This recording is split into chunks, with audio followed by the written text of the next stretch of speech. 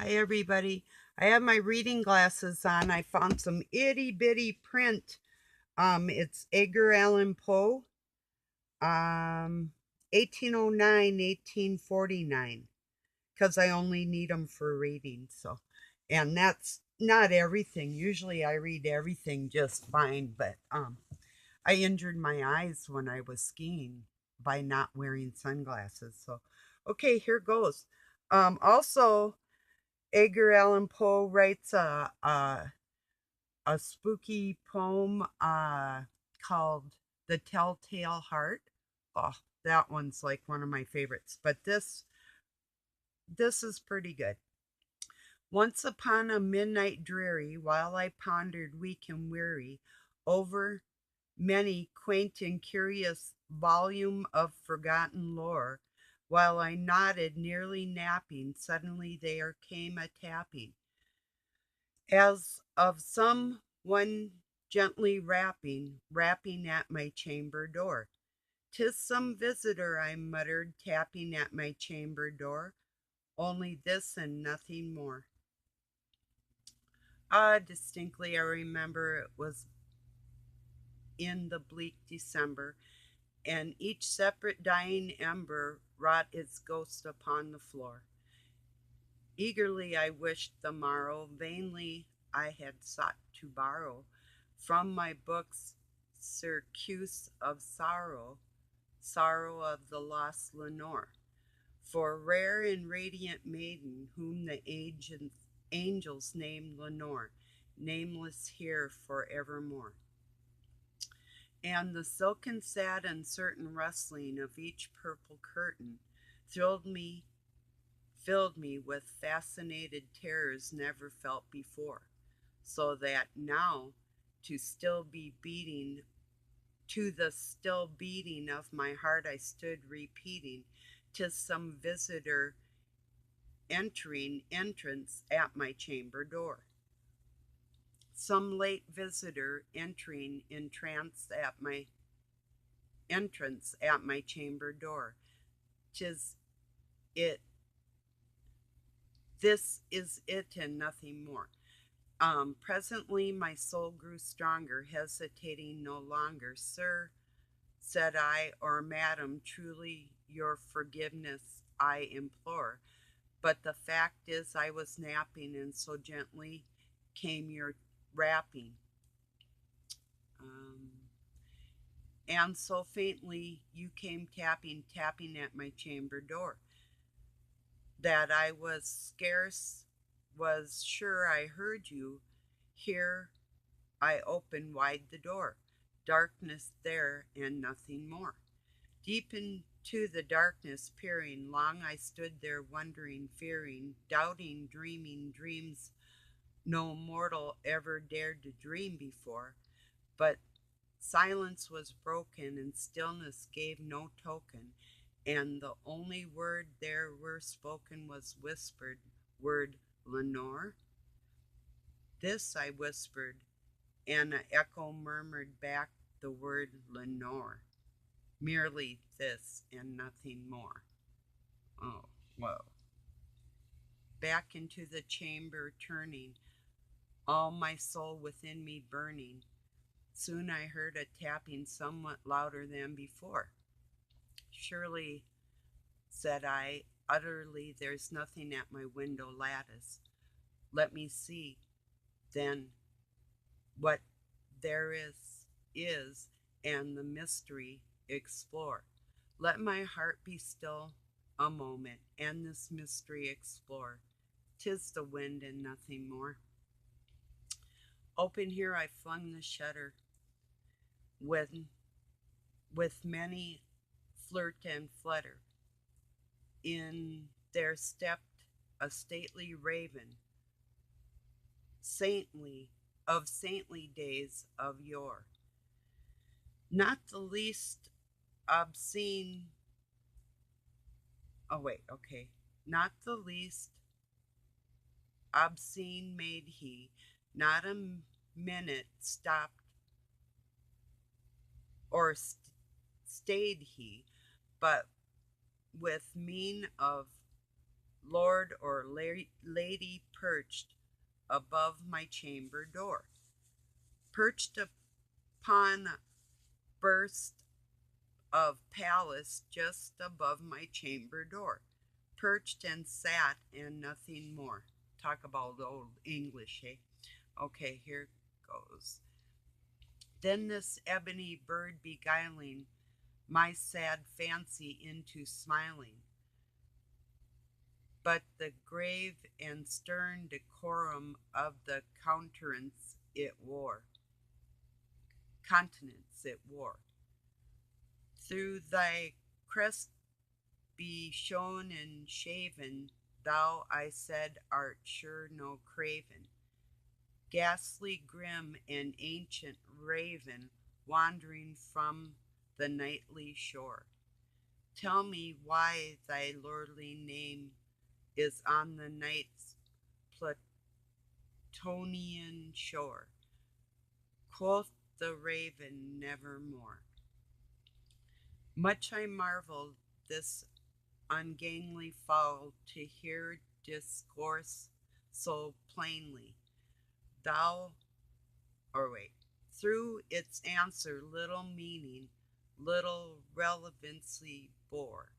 For we cannot help agreeing that no living human being ever yet was blessed,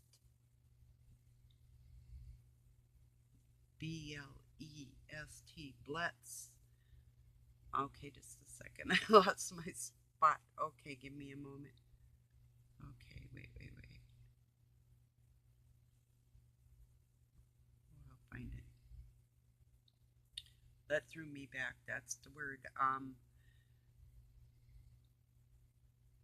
Okay, blessed with seeing. Ever yet was blessed with seeing bird above his chamber door, bird or beast upon the sculptured bust above his chamber door, with such a name as nevermore. But the raven sitting lonely on the placid bust spoke only that one word, as if his soul in that one word he did outpour. Nothing further than he uttered, not a feather than he fluttered, till I scarcely more than muttered, other friends have flown before. On the morrow he will leave me, as my hopes have flown before. Then the bird said, nevermore. Startled at the stillness broken by the reply aptly spoken, doubtless, I said, what it utters is only stock and store, caught from some unhappy master, whom a merciful disaster followed fast and followed faster, till his songs one burden bore, till the dirges of his hope that melancholy burden bore, of never, never more. But the but the raven still beguiling my sad fancy into smiling, straight I wheeled a cushioned seat in front of the bird and burst and bust and door. Then upon a velvet sinking, I betook myself to linking fancy unto fancy, thinking what this anonymous bird of yore, what this grum ungainly gasty, gaunt and anonymous bird of yore meant in its croaking nevermore. This I sat engaged in guessing, but no syllable expressing, to the fall whose fiery eyes now burned into my bosom's core. Tis this, or not tis, this and more I sat divining, with my head at ease reclining, on the cushioned velvet lining that lamplight gloated o'er. But whose velvet violet lining with lamplight gloating o'er, she shall press, ah, nevermore. Then methought the air grew denser, perfume from an unseen censer, swung by serpent whose footfall tinkled on the tufted floor. Wrench, I cried, thy God has lent me, by these angels he had sent me. Respite, and Nemphine from my memories of Lenore. Quaff, oh, quaff this Nemphine and forget this lost Lenore.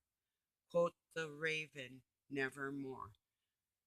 Um, Prophet said, I, thing of evil, prophet still, if bird or devil, whether temper sent or whether tempest tossed thee here ashore, desolate all desolate yet all undaunted on this desert land enchanted, on this home by honor haunted, tell me truly, I implore, is there, is there blame in Gilead?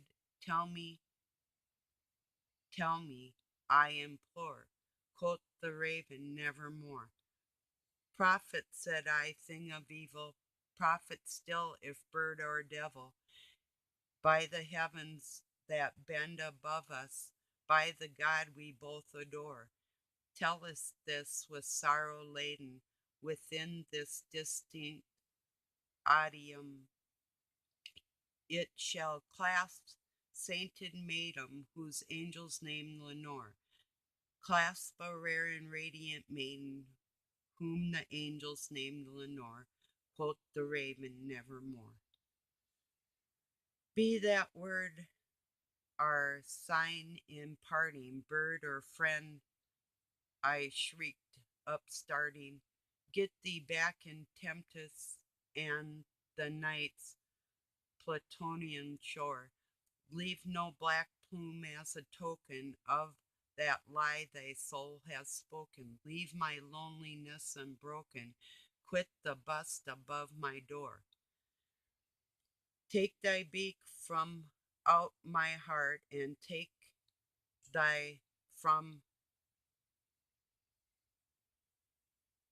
form from off my door. Quoth the raven, nevermore. And the raven, never flirting, still sitting on the pallid bust of Pallas just above my chamber door, and his eyes all seeming of demons that is dreaming, and the lamplight o'er him streaming throws his shadow on the floor, and my soul from out that shadow that lies floating on the floor shall be lifted nevermore. Whoa, huh? That's Edgar Allan Poe. Maybe I'll look up the Telltale Heart for you sometime. Whoa.